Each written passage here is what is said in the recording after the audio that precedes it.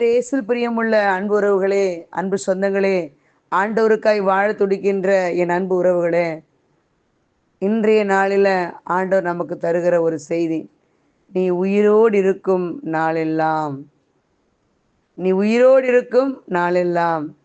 யோசுவா 1:5 இறை வார்த்தையை இன்றைக்கு பரிசாக தருகிறார். பெற்றுக்கொள்ளுங்கள் பிள்ளைகளே. நீ உயிரோடு இருக்கும் நாளெல்லாம் ஒருவனும் உனக்கு முன்பாக எதிர்த்து நிற்பதில்லை. நான் மோசேயோடு இருந்தது போல உன்னோடும் இருப்பேன். நான் உன்னை விட்டு விலகுவதும் இல்லை, உன்னை கைவிடுவதும் இல்லை. இந்த வாக்கு தத்தத்தில் 3 பகுதி இருக்கு. முதலாவது பகுதி, நீ உயிரோடு இருக்கும் நாளெல்லாம் ஒருவனும் உன்னை எதிர்த்து நிற்பதில்லை. இரண்டாவது பகுதி, நான் மோசேயோடு இருந்தது போல உன்னோடே இருப்பேன். மூன்றாவது பகுதி, நான் உன்னை விட்டு விலகுவதும் இல்லை, உன்னை கைவிடுவதும் இல்லை என்கிற இறை வார்த்தை. என் அன்புறவுகளே, இந்த வாக்குத்தத்தத்தை கொடுத்த தகப்பன் மிகுந்த உண்மை உள்ளவர். அப்பாவோட வாக்கு தத்தங்கள்லாம் கிறிஸ்துவுக்குள் ஆம் என்றும் ஆமேன் என்றும் இருக்கின்றன. வானமும் பூமியும் ஒழிந்து போகும், ஆனால் அவனுடைய வார்த்தை ஒரு நாளும் ஒழிந்து போகாது. நிச்சயமாக இது நிறைவேறும். யாரெல்லாம் இந்த இறை வார்த்தையை இன்றைக்கு பெற்றுக்கொண்டு எங்கள் அப்பா என் கூடவே இருப்பேன்னு சொல்லியிருக்கிறாரு, மோசையோடு இருந்தது போல என் கூட இருப்பேன்னு சொல்லியிருக்காரு, என்னை விட்டு அவர் விலக மாட்டேன்னு சொல்லியிருக்கிறாரு, யாரெல்லாம் பிலீவ் பண்ணி ஜெபிக்கிறீங்களோ என் நண்பர்களே, நீ என்ன விசுவசிக்கிறியோ அது விசுவாசத்தின்படியே உனக்கு ஆக கடவுள். ஆமேன். முதலாவது காரியம், மோசையோடு இருந்தது போல நான் மோசையோடு இருந்தது போல உன் கூட இருப்பேன்னு ஆண்டவர் சொல்றாரு. அன்றைக்கு யோசுவாவுக்கும் இன்றைக்கு உங்களுக்கும் ஒரு வாக்கு கொடுக்கிறார். அன்பு பிள்ளைகளை, யோசுவா உயிரோடு இருந்த வருடங்கள் 110, ஆனால் மோசே உயிரோடு இருந்த வருடங்கள் 120. 120 வருடங்களும் ஒருவனை எதிர்த்து நிற்க முடியாதபடி கடவுள் மோசையோடு இருந்திருக்கிறாரு. பாருங்க, மோசேக்கு விரோதமா எகிப்து ராஜாவான பார்வோன் எழும்பின போதும் பார்வோனால் மோசேக்கு ஒரு தீமையும் செய்ய முடியல. மோசே செய்த சில அற்புதங்களை எகிப்தின் மந்திரவாதிகளும் செய்தாங்க, ஆனால் எல்லா அற்புதங்களும் செய்ய முடியல. மோசே சாம்பலை வாரி வானத்துக்கு நேராய் வீசின போது எல்லா எகிப்தியர் மேலும் மந்திரவாதிகள் மீதும் எரி கொப்பளங்கள் வந்தது. ஒருவராலும் மோசையை எதிர்த்து நிற்க முடியலங்க. கடவுள் மோசையை நோக்கி, பார், உன்னை நான்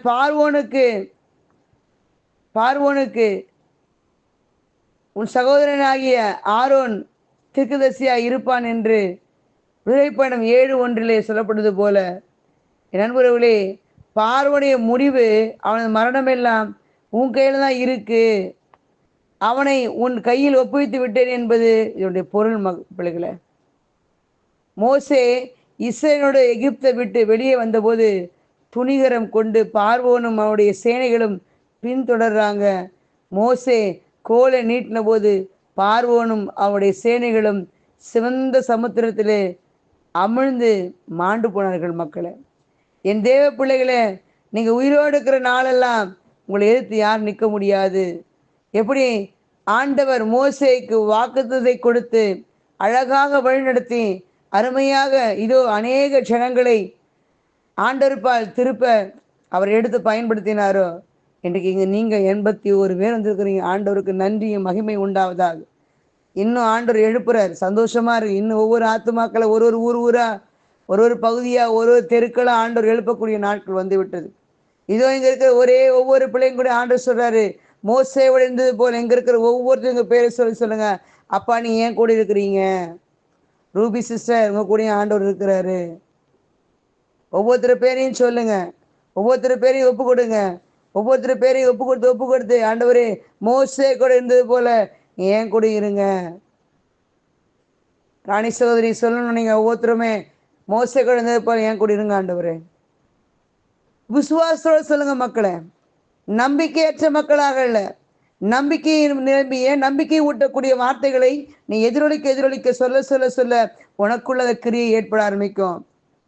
நீ எங்க போய் என்ன வார்த்தை சொல்ல நடக்கும். ஏன்? நீ ஆண்டவரோட பயணிக்கிறதுனால, நீ ஆண்டவரோடு நடக்கிறதுனால, நீ ஆண்டவரை பற்றி கொண்டு வாழ்வதனால ஒருவரும் உங்களுக்கு முன்பாக கை போடுவதில்லை. மக்களை, ஒருவரும் முன்னாடி ஏற்றி நிற்கவே முடியாது. பயப்படுவோம், ஐயோ இவன் ஆண்டோட புள்ள, இவன் ஆண்டோட புள்ள, இவன்கிட்ட கையை வச்சா நமக்கு என்ன ஆகும்? சேதாரம் யாருக்கு? நமக்கு தான் பயப்படுவான். ஏன்? ஆண்டவரோடு நீங்கள் பற்றி கொண்டு வாழ்வதனால் மக்களே. உயிரோடு இருக்கும் நாளெல்லாம் யோசுவா எகிப்தை விட்டு வெளியே வரும்போது அவருக்கு 40 வயது, மோசேக்கு 80 வயது. அப்போது அமலேக்கியர் இஸ்ரவேலுக்கு விரோதமா ரெவித்தீமில் யுத்தத்துக்கு வந்தாங்க. அமலேக்கு என்ற வார்த்தைக்கு என் நண்பர்களே மாம்சம், புயபலம், சுயபலம் என்ற அர்த்தம். இயேசுவை ஏற்றுக்கொண்ட ஒவ்வொருடைய கருடைய பிள்ளைகளும் இந்த மாம்ச இச்சையான அமலேக்கு போரிடுகின்றான், எதிர்த்து நிற்கிறான். மோசே யோசுவாவை அமலேக்கியரோட யுத்தம் செய்ய புறப்படு என்று சொல்கிறார். அதே நேரம் மோசே இயேசுவாக்காக மலையுச்சில் ஏறி தன் கைகளில் உள்ள ஆண்டுடைய கோலை வானத்துக்கு நேராக உயர்த்தி பிடித்து கொண்டு இருக்கிறார். அமலேக்கியரால் யோசுவாவை எதிர்த்திருக்க முடியல, அவர்கள் முறியடிக்கப்படுகிறார்கள். மக்களை, ஆண்டவருக்காய் வாழ துடிக்கின்ற அன்பு உறவுகளே, தெய்வ பிள்ளைகளே, நீங்கள் ஜெபிக்கிறது மட்டும் அல்ல, உங்களுக்காக ஜெபிப்பவர்களை நீங்கள் எழுப்ப வேண்டும். உங்கள் ஆத்மாவுக்காக உத்தரவாதம் செய்கிற கடவுளுடைய ஊழியக்காரர்கள் மோசையை போல தங்கள் கைகளையும் இருதயத்தையும் கடவுளுக்கு நேராக உயர்த்தி உங்களுக்காக மன்றாடும் போது நிச்சயமாகவே உங்களுடைய காரியம் ஜெயமாக இருக்கும். யாருக்கு பயப்பட வேண்டாம். உங்களுக்காக ஜெபத்திலே தாங்குகிற பல பிள்ளைகள் உண்டு, பல அருட்தந்தையர்கள் உண்டு, அருட்சோர்கள் உண்டு. உனக்காக உன் குடும்பத்துக்காக தாங்கி ஜெபிக்கிற பல அட்சய பணியாளர்கள் உண்டு. என் நண்பர்களே, ஆண்டுடைய பெயரால் மன்றாடுகிற பொழுது நிச்சயமாகவே உங்களுடைய ஜெபங்கள் எல்லாம் கேட்கப்படும். யோசுவா என்ற பெயருக்கு ரட்சகன் என்று ஒரு அர்த்தங்க. யோசுவா இயேசு கிறிஸ்துவுக்கு நிழலாட்டமாக இருந்தார். இயேசு என்ற வார்த்தைக்கு கூட ரட்சகர் என்பதுதான் அர்த்தம்.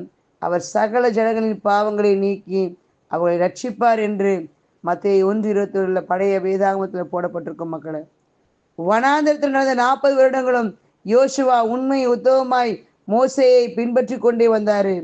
ஆகவேதான் மோசேக்கு பிறகு கடவுள் யோசுவாவை தெரிந்து கொண்டு ஜனங்களை வழிநடத்த அபிஷேகம் செய்கிறார். மக்களை, என் நண்பர்களே, ஆண்டவருக்கு கீழ்ப்படிந்து ஆண்ட இஸ்ரேல் மக்களை வழிநடத்தக்கூடிய அந்த பணியை யோசுவா கைகளில் ஆண்டவர் கொடுக்கிறார். ஞானத்தின் ஆவியினால் அவர் நிரப்பப்படுகிறார். அதற்கு பின் மக்களை வழிநடத்துகிறார். மக்களை, மோசே மரித்த பிறகு இஸ்ரேல் மக்களை வழிநடத்துகிற பொறுப்பை யோசுவா ஏற்றுக்கொள்கிறாரு. கடவுள் யோசுவாவிடம், நீ உயிரோடு இருக்கும் நாளெல்லாம் ஒருவனும் உனக்கு முன்பாக எதிர்த்து நிற்பதில்லை. என் நண்பர்களே, அந்த நீண்ட இடத்துல உங்கள் எல்லார் பேரையும் போட்டுங்க. நீ உயிரோடு இருக்கிற நாளெல்லாம் உனக்கு முன்னாடி யாரும் ஏற்று நிற்க மாட்டாங்க. ஆமேன், ஆமேன், ஆமேன். இந்த வாக்கு தத்தத்தை ஆண்டு கொடுக்க என்ன காரணம் நினைக்கிறீங்க? இந்த வாக்கு தத்தத்தை ஆண்டு காலை வேலை கொடுக்க காரணம் என்ன? என் நண்பர்களே, கானானில் 7 பலத்த ஜாதிகளும் 31 ராஜாக்களும் இருந்தார்கள். கானானிலே அரணான பட்டணங்களும் அரணிப்பான கோட்டைகளுமாய் இருந்தது. கானுக்குள்ள பிரவேசித்த இஸ்ரவேல் மக்களை எரிகோ கோட்டையும் அது வெண்கல கதவுகளையும் இரும்பு தாழ்பாடுகள் சந்தித்தன. இஸ்ரேலுக்கு துதி ஆயுதமாக இருந்தது. எரிகோ கோட்டையை தகர்த்தார்கள். உங்ககிட்டையும் துதி ஆயுதமாக இருக்கணும். அத்துதியினால பல பிரச்சனையை நீங்கள் முறியடிக்கிற பிள்ளைகளாக இருக்கணும். என் தேவ பிள்ளைகளே, ஆண்டவர் துதித்து ஆராதிப்பீங்கன்னா ஒருவனும் உங்களுக்கு முன்னால் ஏற்று நிற்கவே முடியாது. சாத்தனோட தலையெல்லாம் உங்கள் துதியத்துக்கு முன்னாடி நொறுங்கி போய்விடும். உங்களுடைய வீட்லேயும் சரி, சாத்தான் எரிக்கவே போல அநேக தடைகளை கொண்டு வருவான். சபத்துக்கு தடை வரும், நீங்கள் செய்கிற ஊழியத்துக்கு தடை வரும். என் பிள்ளைகளே, எல்லாத்தையும் தடை வரும். வீடு கட்ட போனாங்க தடை வரும், காண எடுத்து செய்ய போனாங்க தடை வரும். ஒவ்வொரு காரியத்திலும் தடை வந்து கொண்டே இருக்கும். எவ்வளோ தடை வந்தாலும் என் அன்பு பிள்ளையே, நீ துதிக்கிறத விட்டுறாத, துதிக்கிறத விட்டுறாத, ஆண்டவரை ஆராதிக்கிறத விட்டுறாத, அப்பாவோட வார்த்தையை படிக்க விட்டுறாத. அந்த துதிதான் உன்னையும் உன் குடும்பத்தையும் எழுப்பும் என்பதை மறந்து போய் விடாதே மகளே, மறந்து போய் விடாத. ஒரு துதிச்சா, நீங்கள் துதிச்சு எவ்வளோ பிரச்சனையை நீ உடைச்சிருப்பீங்க யோசிச்சு பாருங்க. ஒரு காலத்தில் அப்படியே தொய்வு, துதிக்கிற தொய்வு அப்படியே வந்துடும். இன்னொன்று துதிச்சா என்னது, ஹல்லேலூயா ஹல்லேலூயா, என்னப்பா சபை மாதிரி இருக்குது ஜபம், அப்படியே ஓடி போயிடுது. என் அன்பு உறவுகளே, துதிக்கணும். உன் துதியின் சத்தம்தான் உன் குடும்பத்தை உயர்த்தும். துதிக்க மறந்துடாத. உன் பிள்ளைகளோடு, உன் குடும்பத்தோடு, உன் கணவனோடு, உன் மனைவியோடு, உன் சபையாரோடு இணைந்து துதிக்க மறந்துடாதீங்க. துதியின் சத்தத்தை அதிகப்படுத்துங்க. அப்படியே உடஞ்சு போயிடாதீங்க. கொஞ்சம் பிரச்சனை வந்தோடனே அப்படியே நீ ஒருங்கி போயிடாதீங்க. என் அன்பு உறவுகளே, கானானுக்குள் பிரவேசித்த 6 வருடங்களுக்குள்ளாக யோசுவா அங்கிருந்த 7 ஜாதிகளையும் 31 ராஜாக்களையும் முறியடித்து வெற்றி பெற்றார். உங்களுக்கு எல்லா விதத்திலும் வெற்றி தருகிற ஆண்டவரை ஸ்தோத்திரிக்க மறந்துடுறீங்களே ஏன்? ஒருவனும் உங்களுக்கு முன்னாடி ஏற்றிருக்க முடியாத ஆண்டு வாக்குறுதி கொடுக்குறாரு. இதோ உங்களுக்கு முன்னாடி சென்று கொண்டிருக்கிறாரு. தாவீதை உரிமையாய் கொண்டு என் ஜீவன் நாளெல்லாம் நன்மையும் கிருபையும் என்னை தொடரும் என்று சொல்லி பரவசம் அடைந்தாரு. திருப்பாடல்கள் 23:6. ஆண்டவர் உங்களுக்கு ஒரு வாக்குத்தத்தம் கொடுக்கிறார். உயிரோடு இருக்கும் நாளெல்லாம் பயமில்லாமல் எனக்கு முன்பாக பரிசுத்தோடும் நீதியோடும் எனக்கு ஊழியம் செய்ய கட்டளையிடுவேன் என்று சொல்லுகிறார். லூக்கா 1:71 படி. என் அன்புறவுகளே, ஜான் நாக்ஸ் என்கிற ஒரு சகோதரனை குறித்து ஒரு உண்மை நடந்த நிகழ்வை குறித்து நாம் பார்க்க இருக்கிறோம். ஸ்காட்லாந்து தேசத்திலே மிக கொடியவனாய் சர்வாதிகாராய் அரசாண்ட ஒரு ராணியோட பேர் மேரி. அவளை தேசத்து மக்கள் இரத்த வெறி பிடித்த மேரி என்று தான் அழைப்பாங்களாம். அவளுக்கு விரோதமாக யார் யார் பேசினாலும் அத்தனை பேர் இறக்கமெல்லாம் கொலை செய்து எல்லாரையும் கொலை செய்து கொன்று போட்டாலாம். ஆனால் அந்த நேரத்தில் ஜான் நாக்ஸ் என்ற வல்லமைமிக்க ஒரு இறை ஊழியர், அவரோடு தேவக்கரம் இருந்தது. நீ உயிரோடு காணலாம், ஒருவனுக்கு முன்பாக எதிர்த்து நிற்பதில்லை என்ற வாக்கை உறுதியாக பிடித்து கொண்டார். ராணியோட கொடிய செயல்கள் எதிர்த்து நிற்கிறாரு, உங்களுக்கு பயமே இல்லையா என்று எல்லாரும் கேட்குறாங்க அவரை பார்த்து. நான் ஒவ்வொரு ராஜாதி ராஜாவும் ஒவ்வொரு நாளும் ராஜாதி ராஜாவும் சர்வவல்லமாக இருக்கிற ஆண்டவருக்கு முன்பாக இருக்கிறேன். சின்ன நாட்டை ஆளுகிற இந்த ராணிக்கே நான் ஏன் பயப்படணும்? இந்த உலகத்தையே ஆளுகிற தகப்பன் என்னோடு இருக்கிறார். ரொம்ப தைரியமாக அவர் பேசினாராம். அந்த ராணிக்கிட்ட போய் சொல்கிறாங்க, உங்களுக்கு விரோதமாக இப்படி ஒரு சாதாரண மனுஷன் ஜான் நாக்ஸ் பேசுகிறாரு என்று கேட்டபோது அவள் சொன்னாள், நான் இந்த உலகத்தில் யாருக்கும் பயப்படுறது கிடையாது. ஆனால் இந்த ஜான் நாக்ஸுக்கு முழங்கால் படியிட்டு ஜெபிக்க ஆரம்பித்தால் என் உடம்பெல்லாம் தீப்பற்றி எறிகிறது, என்னை உயிரோடு இருப்பதை போல இருக்கிறது. அந்த ஊழியரை நிலைத்திருக்க என்னால் முடியலன்னு சொன்னாங்களாம். பார்த்துங்க, இயேசுவில் பிரியமுள்ள அன்பு பிள்ளைகளே, நீங்கள் ஜெபிக்கிற முழங்கால் வீரர்களாக இருந்தால் எந்த சத்துருவும் வல்லமையும் உங்களை ஏற்று நிற்க முடியவே முடியாது, மேற்கொள்ளவும் முடியாது. ஏன்? உங்களை ஆளுகை செய்யவும் முடியாது. ஹல்லேலூயா. ஏன்? உங்களை பற்றி அவன் யோசிக்க ஆரம்பித்த பிரச்சனை அவனுக்கு தான். ஏன்? நீ ஒரு செப வீரனாக இருக்கிற, உன் செபத்துக்கு பதில் வேணுமா? உங்கள் செபத்தில் அக்கினி இறங்கணுமா?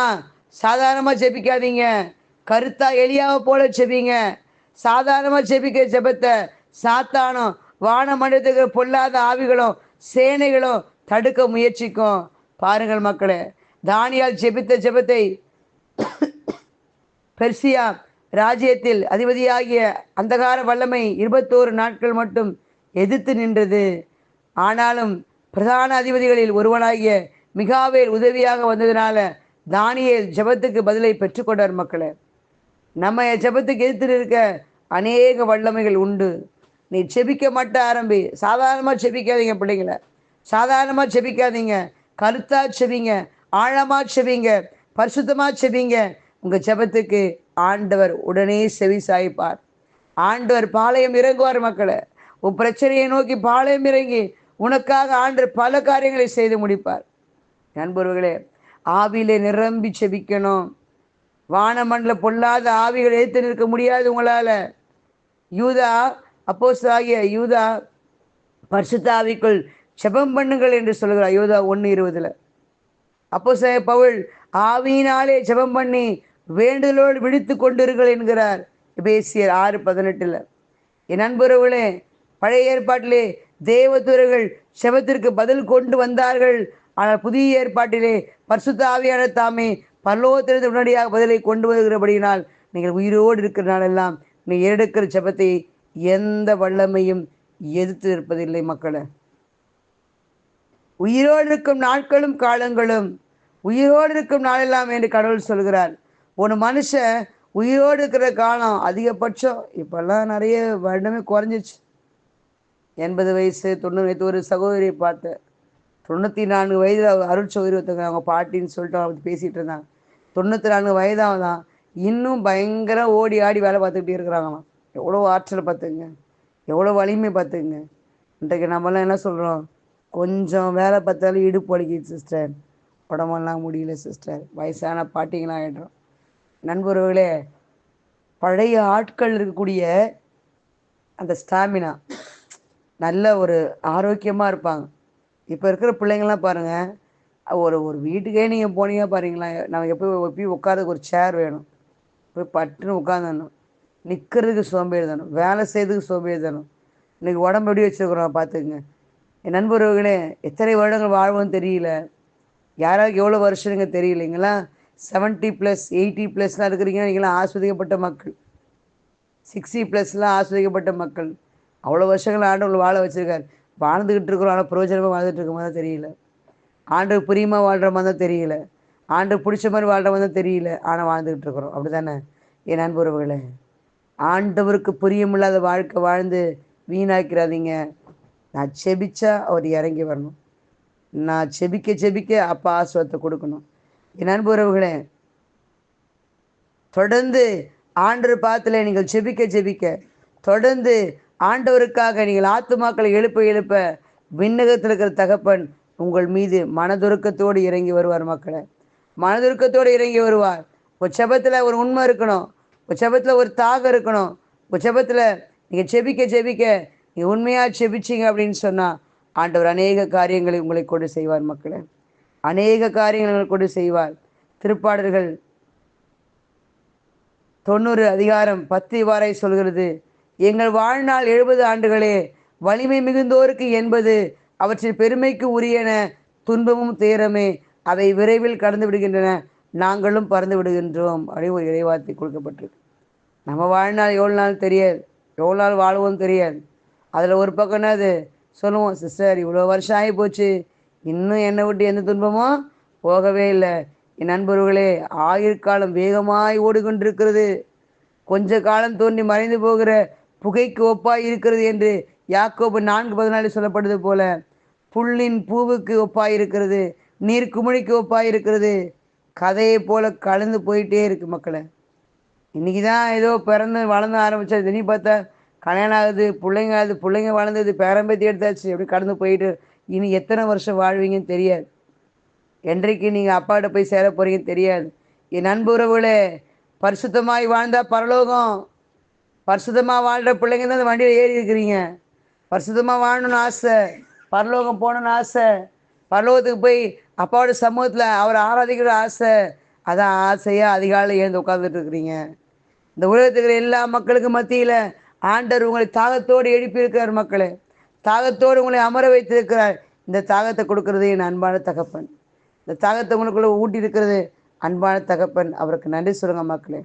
அவருக்காக காத்திருக்கிற நேரம் வீண் போயிடாது, அவருக்காக செலவுப்பட நேரம் வீண் போயிடாது. என் நண்பர்களே, நாட்கள் இருக்கும்போதே ஆண்டவரை பற்றி கொள்ளுங்க, நாட்கள் இருக்கும்போதே ஆண்டவரை பற்றி அறிந்து கொள்ளுங்க, நாட்கள் இருக்கும்போதே மனம் மாறி நற்செய்தியை நம்புங்க, நாட்கள் இருக்கும்போதே உன்னை பரிசுத்தப்படுத்தி கொண்டு செபிங்கள் மக்களை. யோசுவா உயிரோடு வருஷங்கள் 110, அத்தனை காலங்களும் ஒரு யோசுவா ஏற்று நிற்கவே முடியல. காரணம் என்ன? கடவுள் என்றென்றும் ஜீவிக்கிறவர், நான் என் கரத்தை வானத்துக்கு நேராக உயர்த்தி நான் என்றென்றைக்கும் ஜீவித்திருக்கிறவர் என்கிறேன் என்கிற இறைவார்த்தை கேட்ப, அது அனாதி தேவன் இன்றைக்கும் அன்போடு உங்கள் கரங்களை பிடித்து, மகனே மகனே, நீ எத்தனை ஆடுகள் உயிரோடு இருந்தாலும் ஒருவனும் உன்னை ஏற்று நிற்க முடியாது என்று உடன்படிக்கை செய்கிறாரே. உங்கள் கால்கள், உங்களுடைய கரங்கள், உங்களுடைய வாழ்வு ஆண்டவர் கரத்தில் இருக்கிறது மக்களே, ஆண்டவர் கருத்தை இருக்கிறது. நீங்கள் கவலைப்படாதீங்க, சோர்ந்து போயிடாதீங்க. உங்கள் வாழ்க்கை அப்பாவோட கையில் இருக்குது. வாழப்போகிற ஒரு நாளும் அவருக்காக வாழுங்க, வாழப்போகிற ஒவ்வொரு நாளும் தாகத்தோடு வாழுங்க, வாழப்போகிற ஒவ்வொரு நிமிஷமும் அவருக்காக ஏங்கி தவிக்கிற ஒரு வாழ்க்கையை அமைத்து கொள்ளுங்கள் பிள்ளைகளை. அப்போ உயிரோடு எழுந்த இயேசுவை நாம் எப்படியாய் பற்றி கொள்கிறோம்? இயேசுவை நோக்கி பாருங்கள், அவர் நமக்காக மரித்தார், 3ஆவது நாள் உயிரோடு எழுந்தார். மரணமோ பாதாளமோ ரோம அரசாங்கமோ அவரை எதிர்த்து நிற்க முடியவில்லை.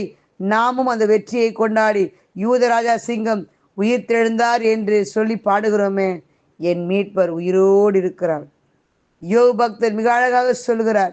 யோபு 19:25 பயப்படாதே, நான் முந்தினவரும் பிந்தினவரும் உயிருள்ளவராய் இருக்கிறேன், மரித்தேன், ஆனாலும் இதோ சதா காலங்களிலும் உயிரோடு இருக்கிறேன். ஆமேன். நான் மரணத்திற்கு பாதத்துக்கும் உரிய திறவுகோள்களை உடையவராய் இருக்கிறேன் என்று திருவெளிப்பாடு 1:17-18 ஆண்டவர் சொல்கிறாரு. தேவ பிள்ளைகளே, ஆண்டருக்காய் உயிர் தெரிந்த வல்லமையால் சார்ந்து கொள்ளுங்கள்.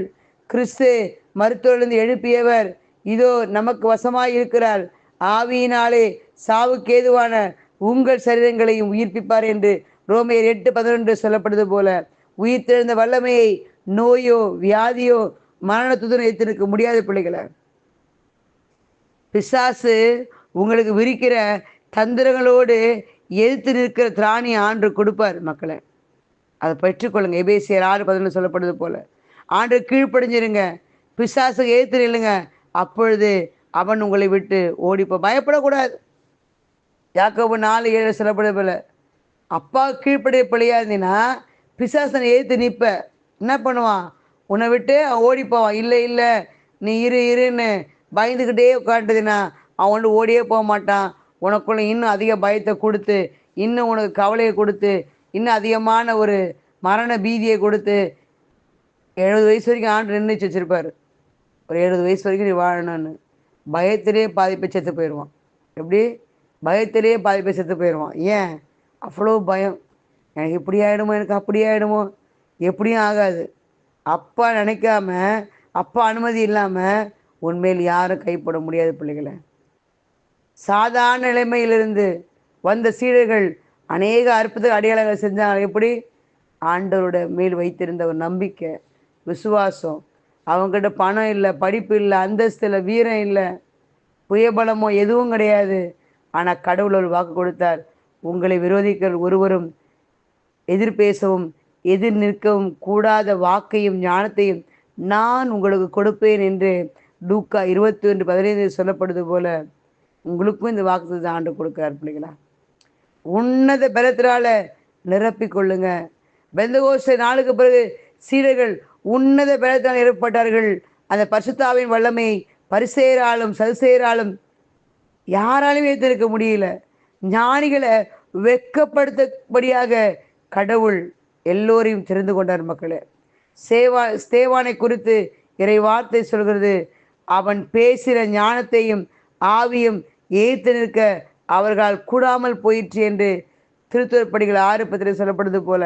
என் அன்பு உறவுகளே, அன்றைக்கு அன்போடு உங்களிடம் உங்கள் ஜீவன நாளெல்லாம் ஒருவனும் உங்களை ஏய்த்து நிற்க முடிவதில்லை என்று சொன்ன அதே தகப்பன் மத்தேயு 19:20 மத்தேயு 10:19-20 எப்படி பேசுவோம் என்றும் எனத்தை பேசுவோம் என்றும் கவலைப்படாதிருங்கள், நீங்கள் பேச வேண்டியது அந்நேரத்தில் உங்களுக்கு அருளப்படும். பேசுகிறவர்கள் நீங்கள் அல்ல, உங்கள் பிதாவின் ஆவியானவரே உங்களில் இருந்து பேசுகிறார். நிறைய பேருக்கு ஒரு பயம் இருக்கும், ஐயோ நான் என்னத்தை போய் பேசுறது, நான் போய் எப்படி அப்பா பற்றி சொல்லுது, நான் போய் எப்படி இயேசு பற்றி சொல்லுது, நான் போய் சொன்னால் கேட்பாங்களா. நிறைய டவுட்டு தனப்பாளுங்க. நீங்கள்லாம் ஒரே டவுட்டு வரும். சார் நீங்கள்லாம் போய் சொல்கிறீங்க, உங்களுக்கு எப்படி தைரியம் இருக்குது தெரியல, எனக்கு போய் சொல்லவே பயமாக இருக்குது சிஸ்டர், எனக்கு போய் சொல்கிறதுக்கு பயமாக இருக்குது. நண்பர்களே, ஆண்டவர் வாக்குத்தத்தம் கொடுத்துருக்கிறாரு. நீ எப்படி பேசுவேன்னு பயப்படாத, என்னத்தை பேசுவேன்னு பயப்படாத, நீங்கள் பேச வேண்டியதை ஆண்டவர் அந்த நேரத்தில் உனக்கு கொடுப்பார் மக்களை. சரிண்ணா, நீங்களே சொல்லுவீங்க, எப்படி பேசுறதுனே தெரியல சிஸ்டர், எங்கேருந்து எனக்கு ஒரு தைரியம் வந்துச்சே தெரியல. அந்த தைரியத்தை கொடுத்தது பிதாவான கடவுள் ஆவியான வழியாக உனக்கு கொடுத்த தைரியம். நன்றி சொல்லுங்க பிள்ளைகளா. நண்பர்களே, ஆண்டவருக்கு முன்பாக வாழ துடிக்கின்ற உங்கள் ஒவ்வொருவரையும் மிக அழகாக ஆண்டவர் நேசிக்கிறார். சில ஆண்டுகளுக்கு முன்னாடி சுனாமி அலை வேளாங்கண்ணி பகுதியை முழுசு தாக்கிய போது நிறை மாத கர்ப்பிணியான ஒரு சகோதரி உறவினரோட கடற்கரைக்கு வராங்க. கடல் கொந்தளிப்பது போல புயல் வீசி சுனாமி வந்தபோது மற்றவர்களாம் தப்பித்து ஓடினாங்க. அந்த சகோதரி நிறை மாத கர்ப்பிணியாக இருந்தால் ஓட முடியல.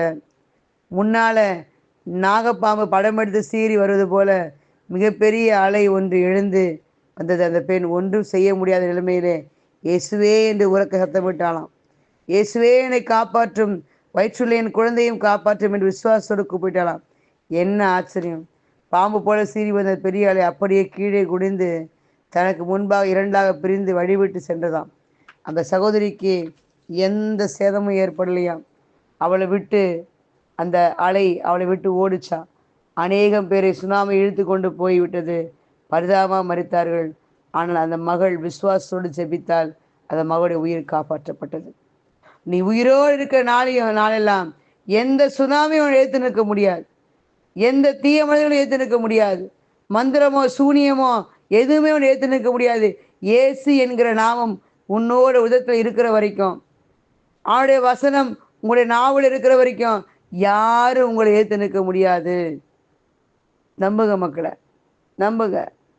நீ உயிரோடு இருக்கிறனாலாம் பயந்திருக்கும்படி உன்னை வைத்துக்கொள்ள அல்ல, தன் பிள்ளைகளை ஆண்டவர் ஆசீர்வாதமாய் வைத்திருக்கிறார், ஆசீர்வாதமாக வைத்திருக்கிறார். நம்ம எந்த அளவுக்கு அவரோட கடந்து போகிற யோசிச்சு பாருங்க. என்பவர்களே, ஒவ்வொரு நாளும் ஆண்டவர் நம்ம மிக அழகாக வழிநடத்தி கொண்டிருக்கிறார். நடந்த ஒரு சாட்சி, ஒரு சகோதரி குளிக்கிறதுக்காக பாத்ரூம் போனாங்களாம். உள்ளே ஒரு பயங்கரமான ஒரு நாகப்பாம்பு சீறி படம் எடுத்து நின்றுட்டு இருந்துச்சான். பாம்பு உள்ளே இருக்குன்னு சகோதரி கொஞ்சமும் எதிர்பார்க்கல. சகோதரி ஒரு நிமிடம் திகைத்து போனாலும் கூட மறுவிளையாடி ஆவியான நெருப்பினால துதிக்க ஆரம்பிச்சுட்டாங்களாம். துதிச்சுட்டே இருந்தாங்களாம், சத்தமாக பேச ஆரம்பித்தாங்களாம்.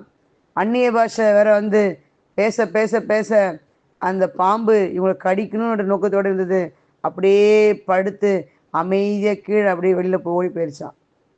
என் நண்பர்களே, இன்றைக்கு நிறைய பேர் அப்படிதான் நிற்பாங்க, உனக்கு எதிராக நிற்பாங்க. உன்னை கடிச்சிடணும், உன் குடும்பத்தை அழிச்சிடணும், உன் குடும்பத்தை ஏற்று இது உன் கூட ஒன்றும் இல்லாமல் ஆக்கணும்னு பலர் உனக்காக பிளான் போடலாம். எப்படி? பலர் உனக்காக நிறைய திட்டலாம். பலர் உன் குடும்பத்தை குறித்தும் உன்னுடைய வேலையை குறித்தும் உன்னுடைய பணிகளை குறித்தும் உன்னுடைய வாழ்க்கையில் பல திட்டங்கள் உனக்கு எதிராக போடலாம். என் நண்பர்களே, ஒருவனும் உன் மேலே கையை போட முடியவே முடியாது. ஏன்னா ஆணுடைய கரம் உன் மீது இருக்கிறது. ஒரு அழகான பாடல் உண்டு, hand of God, hand of God ஓ மேலே அப்படி ஒரு பாட்டு, ரொம்ப பிடிச்ச ஒரு பாடல். அவர் கரம் ஓ மேலே இருக்கிறதுனால, ஹேண்ட் ஆஃப் காட் அவரோட கரம் என் மேலே இருக்கிறதுனால யாரும் உனக்கு முன்னாடி ஏற்று நிற்கவே முடியாது, யாரும் உன் முன்னாடி ஏற்று நிற்கவே முடியாது. அவருடைய கரம் காக்கும் கரம். ஹேண்ட் ஆஃப் காட் என் மேலே நான் கேட்பதெல்லாம் பெற்று கொள்வேன். எஸ்ரானா நெகமியனா என் மேல கர்த்தர் கரம். எஸ்தர்னா தெபோராள்னா என் மேல கர்த்தர் கரம்.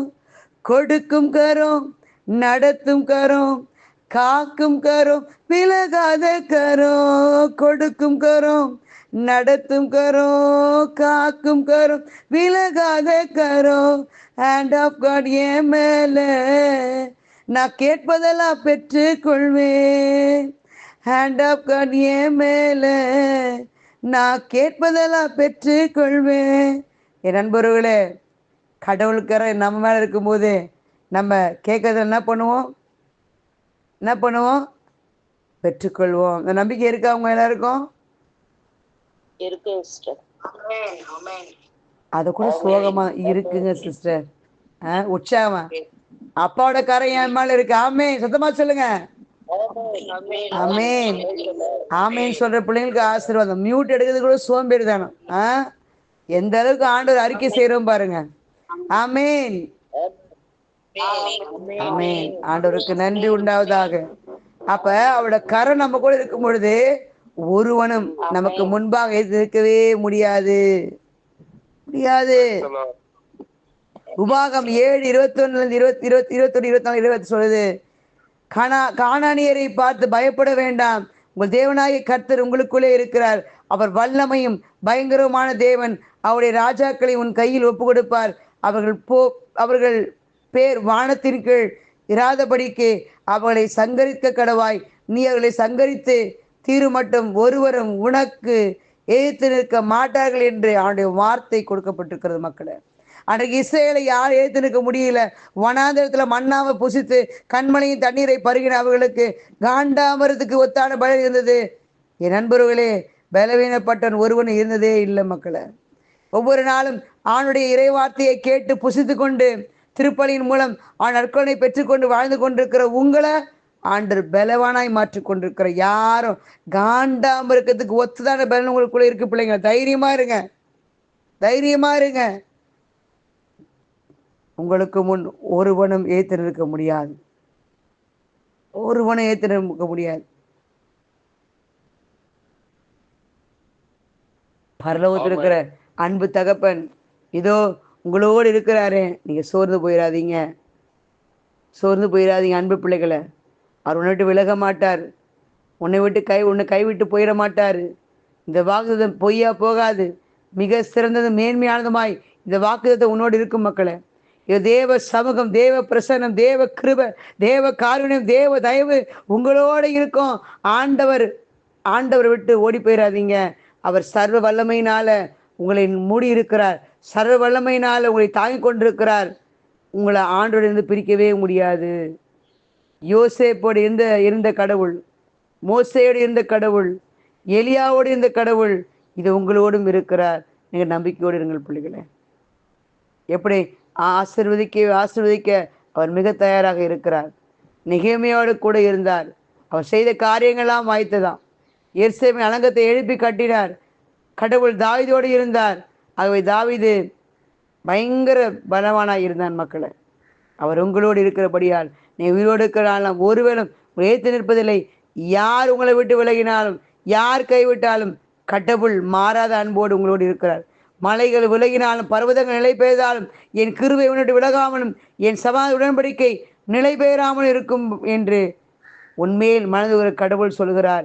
எஸ்ஐயா 54:10 ஒரு நாள் 2 நாள் இல்லை, 1 மாதம் 2 மாதம் இல்லை, நீ உயிர் விடுகிற அந்த கடைசி நொடிப்பொழுது வரை ஆண்டவரோடு இருக்கிறார். இதோ உலக முடிவு பரியந்தம் சகல நாட்களும் நான் உங்களோடு இருக்கிறேன் என்று ஆண்டவர் வாக்குத்தத்தம் கொடுத்திருக்கிறார். மத்தேயு 28:20 மக்களே. ஒரு விஷயம் கண்களை மூடுவோமா, ஒப்பு கொடுப்போமா. ஆண்டவரே, இந்த வாக்கு தத்தத்தை எனக்கு உரிமையாக்கி கொள்ளுங்க ஆண்டவரே. இந்த வாக்கு தத்தம் ஒவ்வொன்றும் நான் பற்றி கொண்டு வாழ வேண்டும் ஆண்டவரே. என்னை அதிகமாக நேசித்து அன்பு தகப்பனே இறைவா. அப்போ உடைய வார்த்தையை நான் இன்று ஏற்றுக்கொண்டிருக்கிறேன் தகப்பனே. அப்போ யோசுவா 1:5 சொல்லப்படுவது போல, நீ உயிரோடு இருக்கும் நாளில் ஒருவன் உனக்கு முன்பாக ஏற்று நிற்பதில்லை. நான் மோசே எழுந்தது போல உன்னோடு இருப்பேன், நான் உன்னை விட்டு விலகுவதில்லை, உன்னை கைவிடலை என்று சொன்ன அன்பு தகப்பனே இறைவா. இந்த இறை வார்த்தையை நான் இன்றைய நாள் முழுதும் எடுத்துக்கொண்டு செபிக்க, இந்த இறை வார்த்தையை மீண்டும் மீண்டும் மீண்டும் அறிக்கை செய்து ஆண்டவரை என்னோடு இருந்தது போல என் குடும்பத்தோடும், என் பிள்ளைகளோடும், என் சமூகத்தோடும், என் பங்கோடும், என் மாவட்டத்தோடும், என் மாநிலத்தோடும், என் தேசத்தோடும், உலக மக்கள் ஊரோடு இருங்க தகப்பனே. அப்பா, இந்த இறை வார்த்தை ஒவ்வொருக்கும் சுதமாக்கி கொடுங்க ஆண்டவரே. தொடர்ந்து ஆண்டவரை எங்களை பொறுப்படுத்திக் கொள்ளுங்க, வழிநடத்துங்க ஆண்டவர். தாமே எங்களை உங்களுடைய கருத்திலே வைத்து கொண்டு பாதுகாத்து பராமரித்து ஆசீர்வதித்து புதிய வரங்களால் புதிய கனிகளால் நிரப்ப வேண்டுமாய் செபிக்கிறோம் எங்கள் ஜீவன் நல்ல பிதாவே. ஆமேன், ஆமேன், ஆமேன்.